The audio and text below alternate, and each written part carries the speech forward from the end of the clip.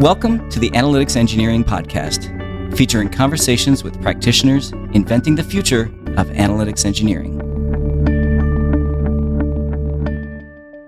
On today's episode, Julia and I talk with Moritz Hempel from Siemens and Ben Flusberg from Cox Automotive. Moritz and Ben have very similar jobs. They both act as stewards of the data strategies of large, complex organizations. And we dive into some of the ways in which their data needs differ from simpler orgs. There was a bunch about this episode that I loved. First of all, I think we may have created a budding friendship. It turns out that Moritz and Ben agree on kind of a lot about how data orgs should work. And it was really fun to riff with them for the hour. Secondly, I don't think I've ever had a conversation about internal chargeback models and how they impact the incentives of users on a data platform. But we end up going super deep on this topic, and it was fascinating. You don't believe me? I challenge you to listen. Final note before we start the show. This episode was Julia's last as a host of the Analytics Engineering Podcast. I am sad about this, but I'm also excited because she's now deep in the weeds of building a very hot AI startup called LangChain.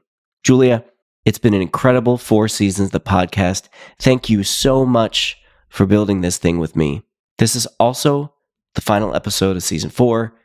So we'll take a couple of months off here and we'll be back in your feed in early 2024. And with that, let's get into it.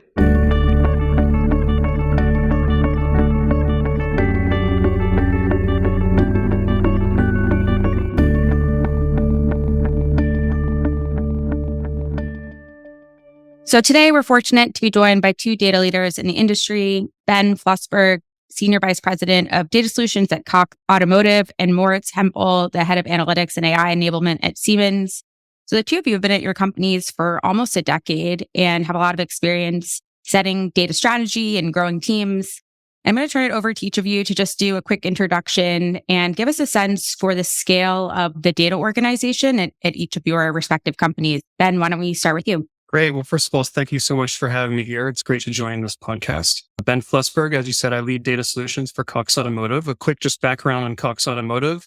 We're a large privately held company headquartered in Atlanta. We provide software solutions and also technology-enabled services, physical services across the automotive industry. And so we serve consumers, dealers, manufacturers, lenders, and also fleet owners. And some of our better-known brands include Kelley Blue Book, AutoTrader. Those are the best known, and also Manheim vAuto Dealertrack, among others.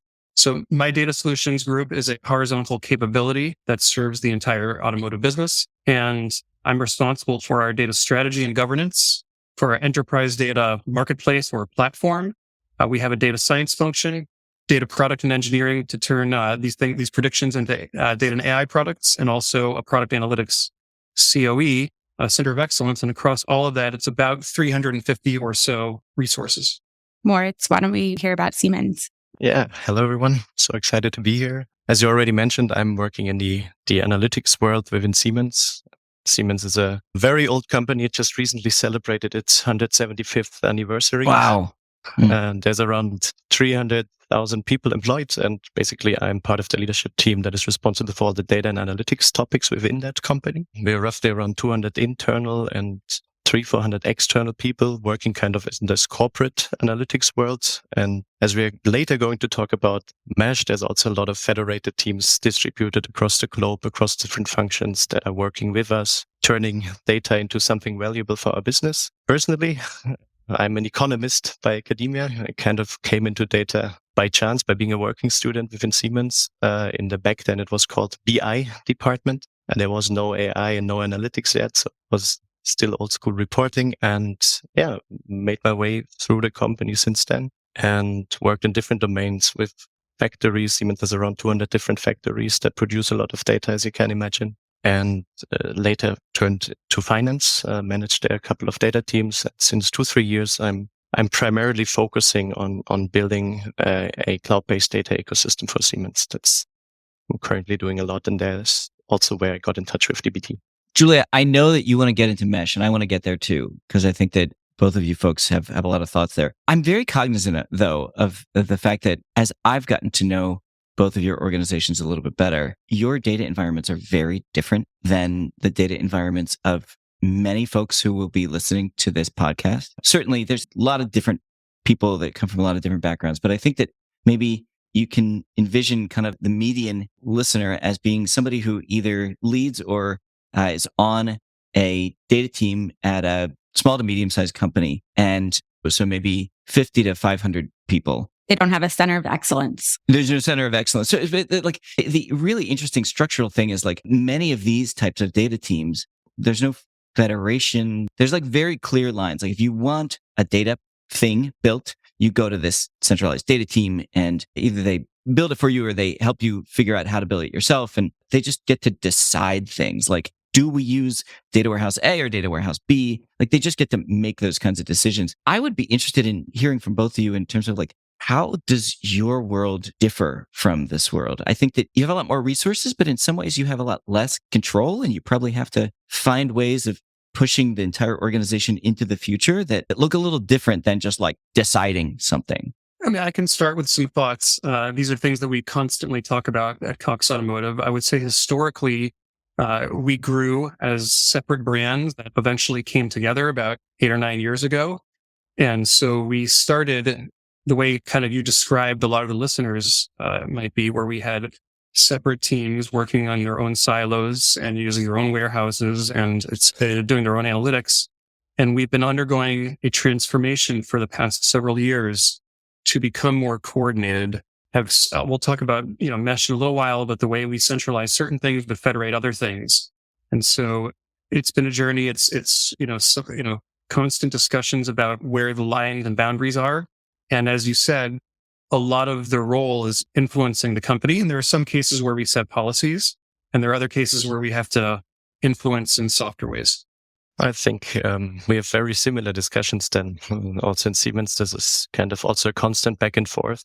There seems to be like waves of 4 or 5 years, typically, where there's kind of a trend towards more centralization, and then the rebound effect 4 or 5 years later, at least since I'm there, that's constantly happening. I think from an individual data team perspective, it's not so different from what you described, Tristan, that you have your kind of stakeholders, your user base, be it in a certain function or in a certain region or country, and you are the go-to team for all those folks that have a data problem. But the only difference is that kind of in the background, there's kind of this whole layer of platforms and processes and already established ecosystem that you can use, which you typically would not be able to do if you're just the data team on your own in a small or medium company. And the fact that there's a scaling effect in bigger organizations also makes it attractive to kind of constantly improve the way people work and to constantly improve also tiny little things that maybe only improve the velocity of some kind of engineers of 1 to 3%. If you multiply this by 500 engineers, that's quite a lot of money that you can save or gain by improving tiny little things on the way people work. And I think that is more difficult to execute and to do if you're just 5 or 6 or 7 people, because the investment into improving something is more or less the same. But if it only applies to 5, 6 people, it's typically not worth investing into such activities. Just to make this really concrete, because this is not an environment that I've personally worked in. Let's say, Moritz, that you are having a conversation with data leader in a business unit and they have an investment in a tool that they've been using for 20 years.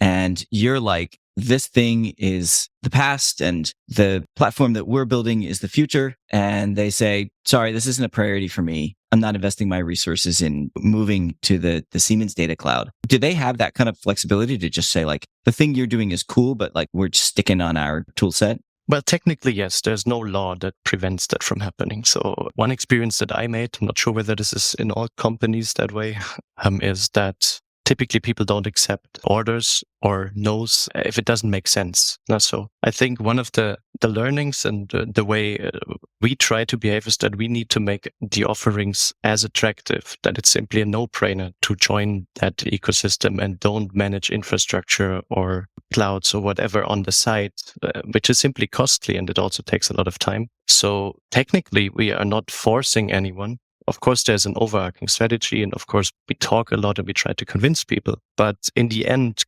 it simply needs to be a better solution, right? There is no such thing as just forcing someone to do something which is not good for a dedicated domain or solution. We have some similarities to what, Moritz just described in the ebb and flow between, more centralization, less centralization. We are beginning to become a little more assertive and declare policies. Sometimes through my groups, sometimes through the architecture team that reports into the chief technology officer. And there's some cases where we do set a policy and make a mandate. It doesn't mean it has to happen tomorrow. Then we would work through what's the right way to migrate to the right solution that makes business sense. Can I just ask the center of excellence, it's a foreign thing for smaller companies to have this center of excellence. But when you go to a large enough scale company, it's everyone has this COE. What happens in the center of excellence? Why does it exist? What's its remit? And do big technology shifts start there? And if they work, then you start bringing it out to the rest of the org? Or what actually happens? Interestingly enough, now that you mention it, we don't have a center of excellence for data and analytics. We have a central team that is basically split into three parts, operating the platform ecosystem, which we use to do analytics, the different main data teams that are typically preparing data products for the organization to build on top, and then an analytics lab that is trying to use that prepared data and put AI and ML capabilities on top of that. And this central team is without being officially named that way, acting in a way as a center of expertise. So we are trying to be engaged and in touch with all the different teams that are doing something with data, trying to understand their challenges and problems and act accordingly to make their life easier. And this is our imperative. I think we also mentioned it's every time we talk with, let's say, people that we are not yet engaged with that intensively, that basically we define ourselves by trying to make working with data a commodity. It sounds a little bit strange, but that's basically what we try to do, taking all the complexity, the pain, the costs, and the effort out of working with data. And this forces us, at least, to invest more into things that don't scale via people. So, for instance, building dashboards is something that is very difficult to scale without scaling also people.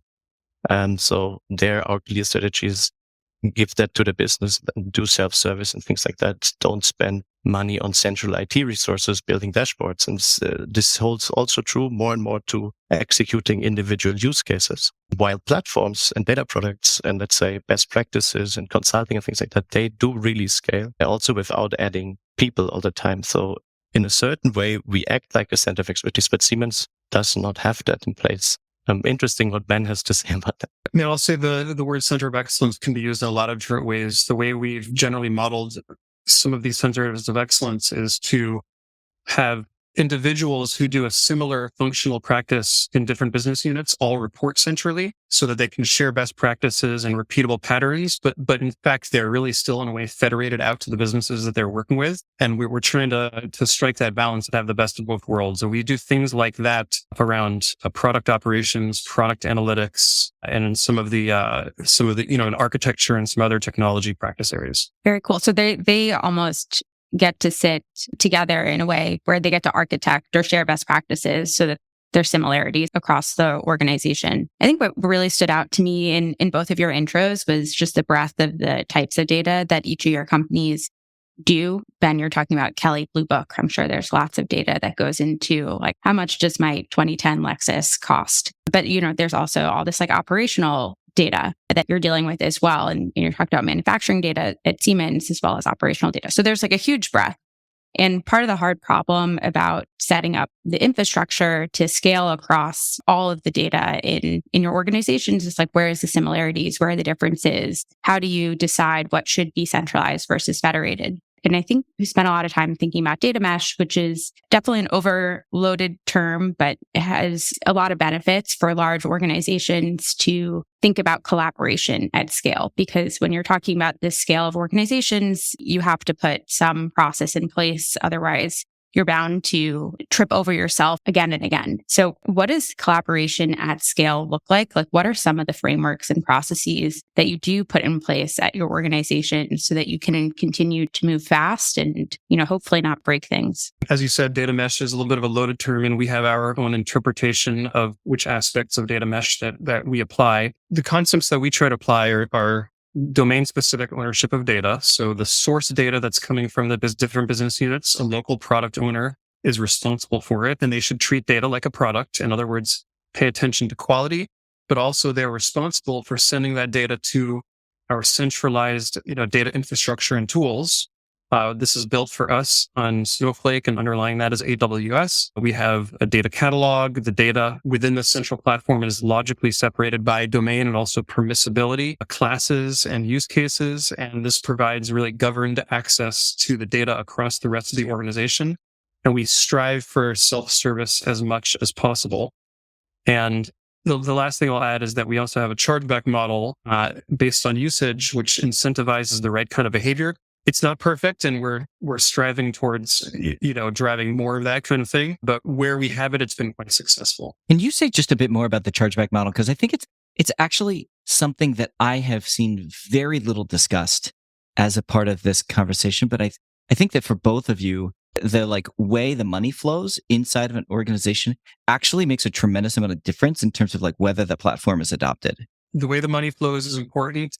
We have a lot of things we still need to improve about how that works, and it's constant discussions. We have examples where it's not working well, where our central team may gain responsibility, or we're requested to build some sort of data service or capability, but no one thinks about the cost of the data involved in that. And eventually that piles up and becomes some sort of unbudgeted solve for. And so Snowflake makes it a lot easier to have, a model where you're tracking usage and seeing what data is used by whom, how often, and then we're able to charge back based on usage of, storage, compute. And it incentivizes the right behavior, because if someone else is paying for it, you can have a very inefficient process or call an API over and over and over again. But in more of a capitalistic approach, if you're paying for it, you'll pay attention to designing the process in an efficient way. Moritz, how do you think about facilitating collaboration? I remember when I was in your office, several weeks ago, you showed a slide that had this set of data interrelatedness where all the lines kind of connected to each other in this big spider web. And it felt challenging, let's just say. How are you unpicking that knot? That was a slide from our legacy world, which made transitioning very challenging. That we had in our legacy on-premise, let's say it was a mix of a data lake and a data warehouse. There was no real, let's say, formulated mesh strategy in place, but we already knew back then that the more people we get on the platform, the better for us, kind of thought, but without really a strategy behind it. And over time, this ecosystem grew over 10 years to, in the end, 500-600 different services and project teams running on that platform.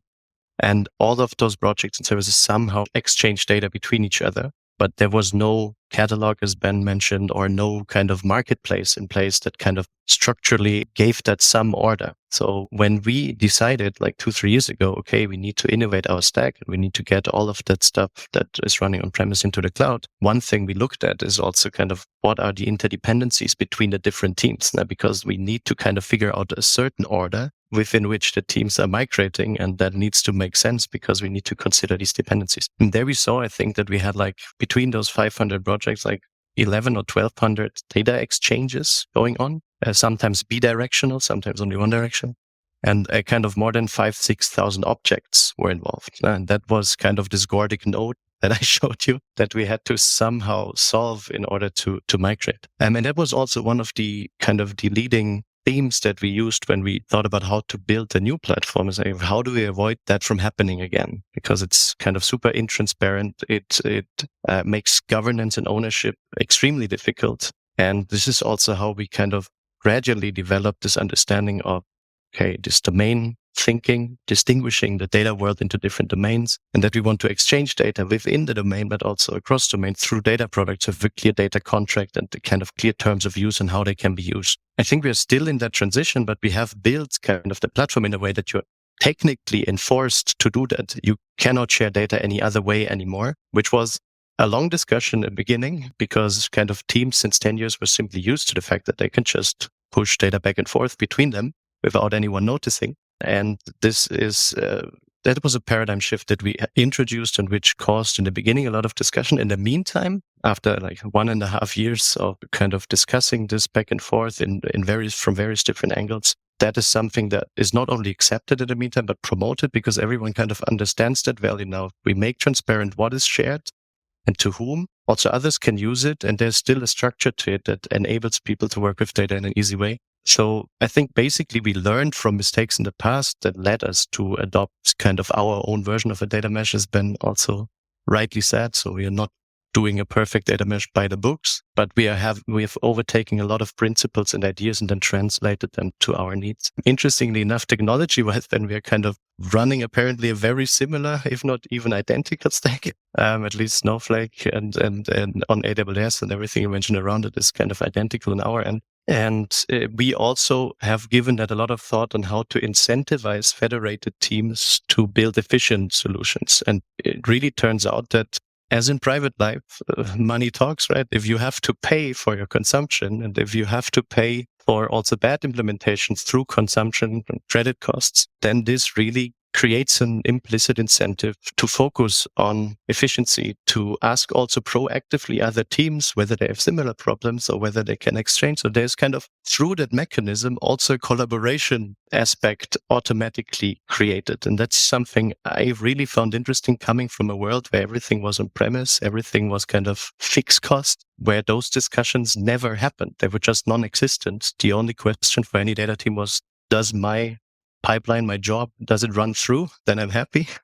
Or does it not? Then I need to tune a little bit. And now the discussion has completely changed. The idea of like, how do you, in a distributed way, create the right incentives that lead to the right behavior is so fascinating. And it sounds like you've almost created pseudo market-based mechanisms anyway, it's very interesting. I think that there's like another economic lesson that I'm worried is less positive, and that's the tragedy of the commons. I'm curious how both of you think about this. One scenario is you have business unit A that produces a data product that is very relevant, and that data product is used by some people in business unit B. And so they take a dependency on that. And for a while that works. And then there's something that happens that breaks that dependency. But business unit A and business unit B have totally different KPIs and goals and financial incentives. How do you get the people in business unit A to care that they broke something?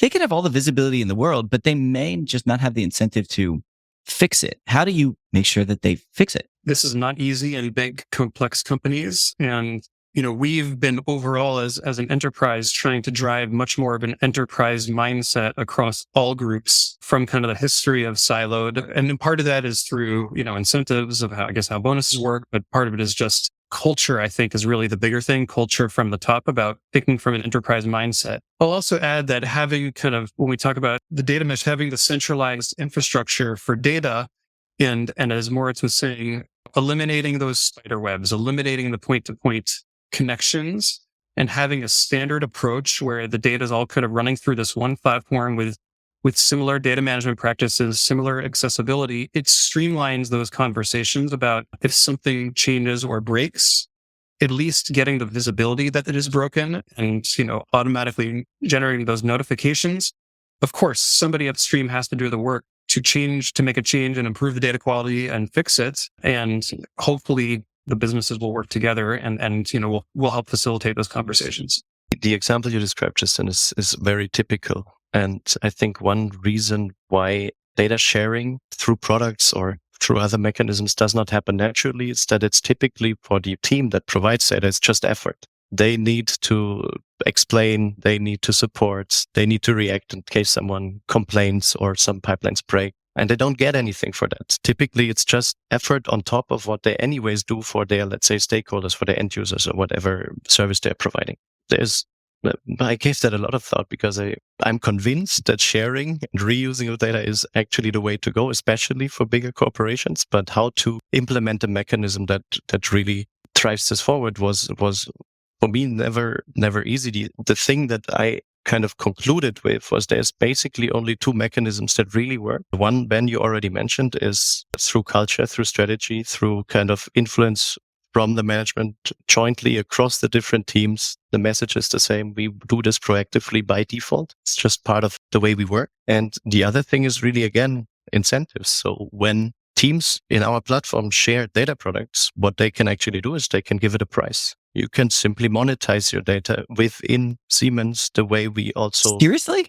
That's your economic background coming Wow. into play in an That's extreme funny. way. Yeah. No, yeah. So we have basically built a marketplace and a catalog alongside that kind of Huh. gives all the metadata and the semantic descriptions to it. But in that marketplace, as a producer, you simply can define, we call it a subscription price, which is basically a price per month that basically consumer has to pay. And we have kind of in the background established a mechanism that takes care of the financial flows between the different teams.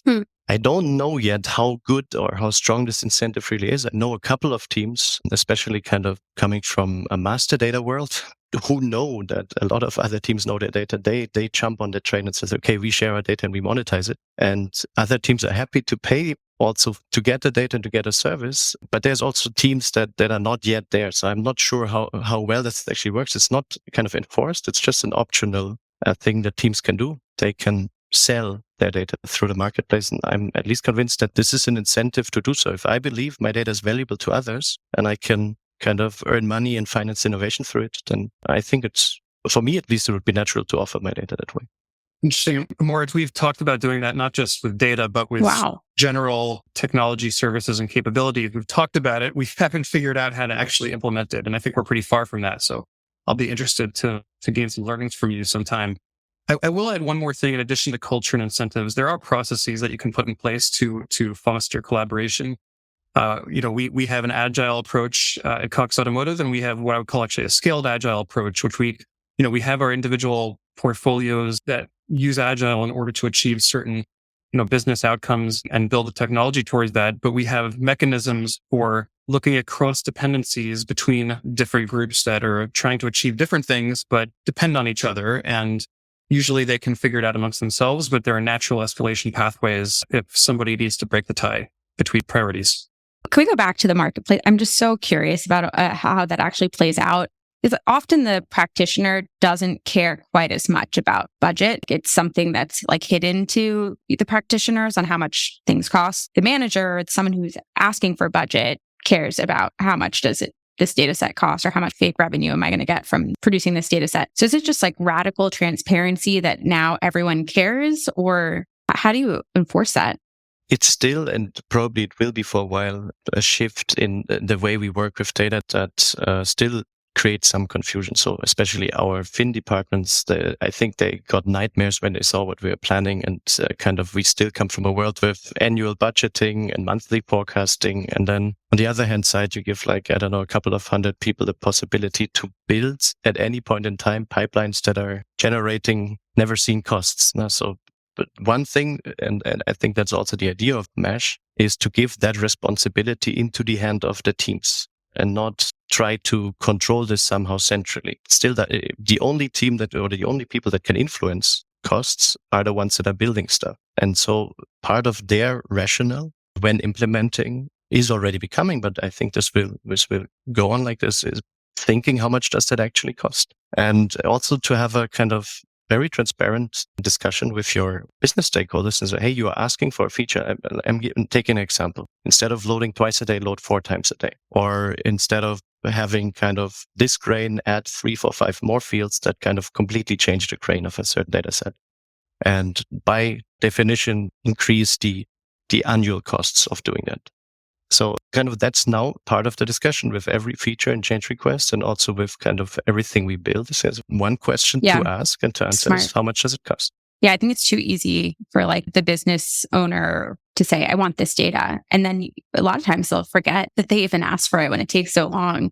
So they don't realize the cost of actually producing that data asset. And so being clear, it's like, okay, you want this, but it's going to cost us this. Sure, you still want it? Yeah, smart. I feel like a lot of the innovation on top of cloud-based data technologies happened inside of smaller organizations. If you look 7, 8 years ago, and I think a lot of those folks, I'm not saying that a 500-person company is perfectly served by data technologies of today, but a lot of the problem sets have moved into these larger organizations, because whereas at a more modestly sized organization, your efficiency of usage, okay, maybe it can swing $10,000, $30,000, maybe a little more. At the end of the day, it makes zero sense to set up a cost sharing model where people can do chargebacks between. Nobody's thinking about that anymore. But if you folks get some of the answers to these questions wrong, the multiplicative effect of that wrongness is like actually quite large. And so you're really thinking about some of these hard problems that folks don't have to think about at smaller scales. And it forces you to turn to other areas for solutions. I mean, here we've been talking about like the intersection of data and market-based dynamics and economics. And I'm sure there's a lot of other fields to borrow from too, but it's just an interesting problem space. One area I wanted to double click on is in the scenario you set up, Tristan, where team A is the producer of the data, team B cares about the data. It could also just be a symptom of you drew the lines incorrectly, where you have a situation where team B really cares about something, they want to own it, it matters a ton to them, but team A just not a priority. And so maybe we draw the lines and team B should instead be the owners and producers and maintainers of that data product. We get this question a lot. It's like, how do I draw the lines? And I think it's really a hard problem to get right. And there's not a perfect answer. Like you just have to think about trade-offs and minimize pain, I would say, in the way you carve up the ownership lines. How do you all think about it? Is it a like top-down decision? Is it bottoms up? People are more naturally like owning certain data assets. Is it functional by business unit? Clear to you, hard to you? Tell me a little bit more about how you actually carve up ownership. It's not a one-size-fits-all answer, and it really depends, and it's all about trade-offs and what are you trying to optimize for. The way we generally look at it is the closer something is to a particular specific business unit, the more we want to kind of push out and decentralize ownership out there. And the more something crosses business lines and is enterprise-wide, we'll want it to be more centrally owned. And so some examples are, as I said before, local product owners own their data. They own their data product. And they're responsible for the quality and for feeding that raw data into our platform. And then that's where they do their transformations on it. At the same time, I have a central team that not only provides that infrastructure, but we also take the data that is provided from all those different data owners and we aggregate it and we connect it together and we turn it into now what I would call enterprise grade data sets. We call them unified data sets because we're connecting different parts of the business. And we actually become the centralized domain owner for these unified data sets, and we provide them back across the organization. And then in addition to that, we also have our centralized data science team, which is, doing, AI and machine learning on both the raw data, on those unified data sets, and then generating, APIs, predictions, and prescriptive recommendations that are consumed across. And so, again, as the more we are connecting things that cross business lines, it's going to be a centralized ownership, or in some cases where it's a specialized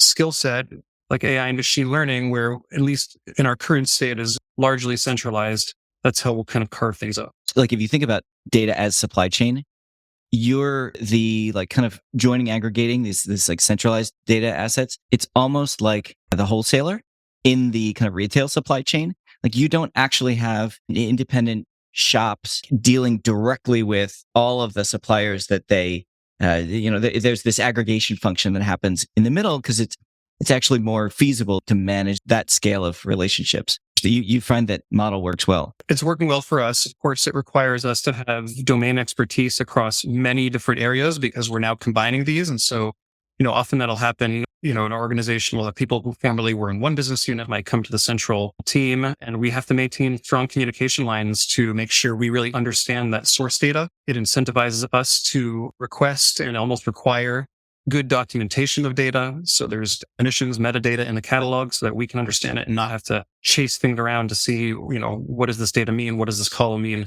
et cetera. Moritz, is this an approach that you folks are using? Yeah, I think we behave very similarly, to be honest. So we also have kind of a central platform team that manages all the infrastructure. And we have also central domain teams that typically take care about data products that are interesting or relevant for the whole organization. And so it's a federated system. So if we say there's a certain data product only relevant for a country or for a certain domain or for a certain business unit within Siemens, then typically the ownership should also be there because only those people care about the data. As Julia, you rightly mentioned, someone centrally who never uses that it does not care. And therefore quality and kind of also reaction times will never be satisfying if ownership is wrongly assigned. We use kind of a couple of principles to try to distinguish who's responsible for what. So one line that we would typically try to draw when we think about centralization versus federating is, do you need domain know-how or don't you need domain know-how for a certain task? And that means platforms are typically domain independent. You don't need to be an expert in sales or marketing or finance to build an analytics platform. Same holds true for a lot of the data engineering and ingestion tasks. If you do ETL, it's a different story. We try to, wherever we can, to stick kind of an ELT paradigm to really get the raw data into the platform as efficiently as possible with loading strategies that are as close as possible to change data capture. And this is also something where you don't need domain know-how. It's actually a more technical task. So we are leaning towards assigning those activities to central teams that are simply technically excellent without really understanding the data that they are kind of pushing from A to B. But as soon as we start kind of building on top of that data products that we share either globally with different teams or really kind of very dedicated solutions for countries and BUs, then the thing completely switches. You need to understand the data. You need to understand the business. You need to be an analytics engineer as close as possible to the people that are actually using stuff in the end. And this is where we try to federate and try to make sure that people that are building stuff are the right ones that understand it and that they are also kind of owning then the solutions, or kind of their business counterparts are owning the solutions. It's not always clear, but I think this is one of the main principles that we need and then that we use. And then I think we also had a long discussion about how do we actually structure domains? Do we structure it regionally? Do we structure it by business units or business lines? Or do we structure it by functions? So sales, finance, procurement, and so on. And it turns out that in a company with 300,000 employees, you probably have to do both. So what we are doing is we have kind of data domain structured by function. So there's a finance domain, sales, procurement, and so on. But inside of the domain, they kind of organize again, and typically either by a regional setup or by a setup that more follows the kind of business units and the different businesses that Siemens is operating in. Because it just makes a difference whether you, sell a gas turbine in India or train in France. It's just a completely different business. And from a data perspective, it does not make sense to treat kind of maybe the same KPI identically for those two types of business, because there's different context, different way of looking at it, and that typically requires also slightly different solutions. I want to talk about an area we haven't touched on yet. So we talked a lot about how enterprises, they care a lot about, getting things right. They're generally like risk averse, and you need to have these processes in place because data quality is important and you want to make sure that data is accurate. But we're also talking about data sharing across different teams and different BUs as well. But we haven't yet talked about who has rights to see what data and data security, and whether that is a challenge when data is sharing across a bunch of different business units within Cox Automotive or broader Cox enterprises in general, or Siemens. You're governed by laws in the EU. Is that a solved problem, or is that something that you're constantly thinking about as well, making sure that you don't inadvertently share sensitive data with a team that shouldn't have access to it? What we've established is 3 levels of data shareability. The first is, highly restrictive, where that could be sensitive PII, personal information. It could be contractually restricted based on our vendors and customers. The second would be kind of a more limited tier, which is less sensitive personal information, some proprietary information. And the third lowest tier is not limited or restricted at all. And so the way we've set it up is that when our internal data suppliers are providing this data to the centralized platform infrastructure, they have to answer a series of questions about what that data is and where did it come from. And based on that, we assign the shareability level.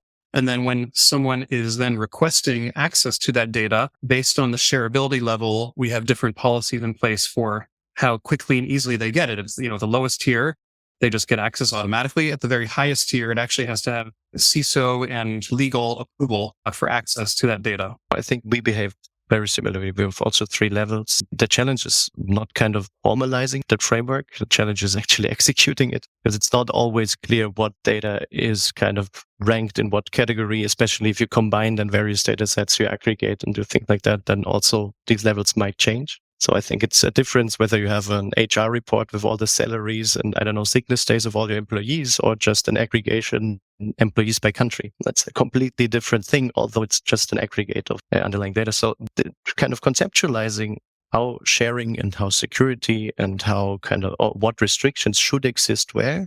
I mean, yes, it takes some thought, but it's quite easy. Executing it and applying it to individual data sets and data products, we still have challenges, and where you also see that people kind of discuss that a lot because they're uncertain and they don't want to do mistakes. So that's at least what I'm observing on our end. We do have a tendency, I'm not sure how that is on your side, Ben, that at least from the past, too many people had this my data mindset instead of an our data mindset. This is something we try to crack and change. That's this cultural thing that also Ben, you earlier mentioned. But of course, we have to adhere to legal and other restrictions without any compromises. And oftentimes this my data, our data paradigm is kind of misinterpreted into we are doing now something illegal. That's simply not the case. The point is just applying this to individual sets is quite challenging, but we try to have a mindset that when in doubt, rather share. Because the clear kind of cases are anyways clear. No one would share kind of personal related data where you have names and things like that in that to allow you to conclude things that you shouldn't be allowed to conclude. And there's also different laws in different countries. So we also deal with, data in China completely different compared to data from Europe or the US. So that's is a constant challenge, and I'm not seeing how to permanently solve this. It's just a case-by-case decision while adhering to a framework that is in place. And what we technically say is that the data product owners or the data asset owners, they in the end are responsible to decide what kind of security level and what kind of restrictions they would apply to their data product when sharing their data with the organization. Just to bring this way down to implementation for 1 second, if we're talking about these 3 levels of access, where does that actually get implemented? Is that in a Snowflake permission somewhere? You both mentioned that you're using Snowflake. Where's the implementation of this policy? It can be there or like in a Calibra or some other, data catalog. So I earlier mentioned that we have kind of introduced this marketplace where people can publish their data. Technically, that's just sharing a view or an API through a certain mechanism that we have deployed in the background that you can also trigger through GPT, by the way. And then kind of while publishing, there is kind of a process in place through an app where you have to maintain your data contract. And there are things like security ratings, data privacy, and others kind of mandatory things that you need to fill out. And this metadata is on the one hand side stored in Snowflake, tagged to the individual objects that are shared, as well as visible then in our catalog in the background as well. So no matter how you get to the data, you should permanently see kind of what is the evaluation by the owners on how to use it. Got it. So you both have implemented solutions for how to take this policy into actual physical instantiation. I'm just going to add one thing into what Moritz said about the challenge being execution. I totally agree. And one thing we've done is every few months, we actually audit the shareability levels. And just recently, we're changing a significant percentage of them. Some of them we're making more restricted.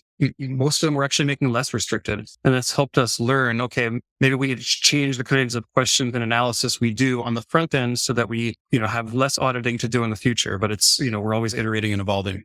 What's so remarkable for me is we didn't prep for this episode because 2 very busy people and we didn't all get on the same call, but your answers are remarkably similar. And so it feels like large organizations have this like playbook that they've figured out a lot of these problems around how do you do data collaboration in a very built out data mesh kind of way at scale. And at least the most forward thinking ones, Julia. Yeah. No, it's really impressive. And I think it's in a lot of ways, you're like leading the industry there because others are still figuring out how do I share data products and not break things? And how do I collaborate across different teams as the industry matures? But this is a fun episode. We're going to go to our wrap up question. We ask this to all our guests.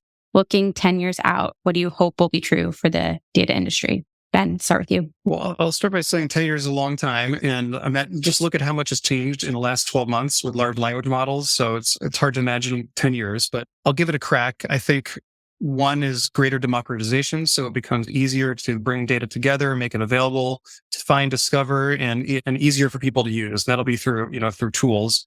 I think another thing I'd like to see is greater data literacy. So sure, you can make it easier to access the data, but then more people across organizations understand the importance of data, how to use it, what it means, how to interpret it for decision making. That's how data will be used much more broadly. And I think finally, we're going to be challenged in the coming years with ethical AI. And so, frameworks for minimizing not just biases, but disinformation is what worries me a little more. I agree to all what you said. Your question reminds me of a discussion I recently had with a colleague of mine who asked me in the evening at a beer and say, how do we actually realize when we are data driven? So what would it be like waking up in a company the next day and suddenly everything is data driven? And we had a laugh, first of all, because no one had a really good answer. And I thought, I think that what I would hope to see is that there's a meeting with a bunch of people about a certain topic and they're all informed. They know what they're talking about. No one is guessing. And if there's something unclear, we can look it up somewhere in, our data repository, which is on the fly. I'm not sure whether we get there in 10 years. This is how I kind of hope this thing develops and that we made a huge step towards kind of such a state where gut feelings or decisions by processes are no longer the predominant thing. And whenever there's a decision to take, we just look at the data. That would be kind of something I hope to be seeing in 10 years. Thank you both. This has been a tremendous amount of fun. Thank you.